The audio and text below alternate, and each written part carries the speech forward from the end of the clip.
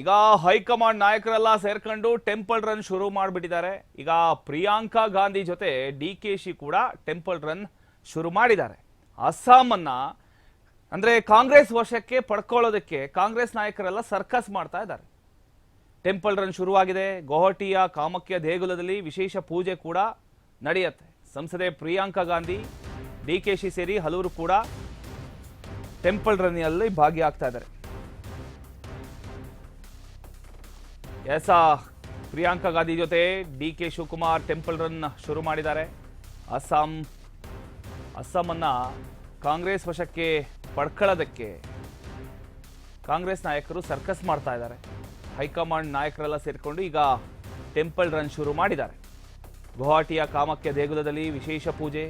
ಸಂಸದೆ ಪ್ರಿಯಾಂಕಾ ಗಾಂಧಿ ಜೊತೆ ಡಿಕೆಶಿ ಸೇರಿ ಹಲವರು ಕೂಡ ಈ ಪೂಜೆಯಲ್ಲಿ ಭಾಗಿಯಾಗ್ತಾ ಇದ್ದಾರೆ.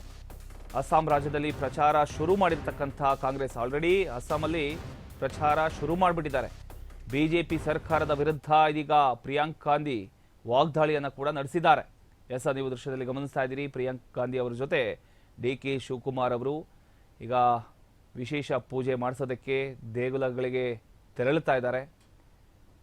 ಅಸ್ಸಾಂ ರಾಜ್ಯವನ್ನ ತಮ್ಮ ವಶಕ್ಕೆ ಪಡ್ಕೊಳ್ಳೋದಕ್ಕೋಸ್ಕರ ಶತ ಪ್ರಯತ್ನವನ್ನ ಮಾಡ್ತಾ ಇದ್ದಾರೆ. ಆ ಒಂದು ಕಾರಣದಿಂದ ಈಗ ಹೈಕಮಾಂಡ್ ನಾಯಕರೆಲ್ಲ ಸೇರ್ಕೊಂಡು ಒಂದು ಕಡೆಯಿಂದ ದೇವಸ್ಥಾನಗಳನ್ನು ವಿಸಿಟ್ ಮಾಡ್ಕೊಂಡು ಬರ್ತಾ ಇದ್ದಾರೆ.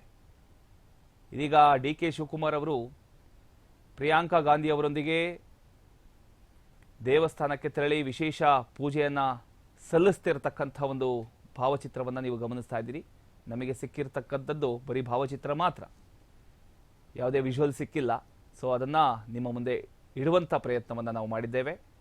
ಬಿಜೆಪಿ ಸರ್ಕಾರದ ವಿರುದ್ಧ ಇದೀಗ ಪ್ರಿಯಾಂಕಾ ಗಾಂಧಿ ವಾಗ್ದಾಳಿಯನ್ನು ಕೂಡ ನಡೆಸಿದರು.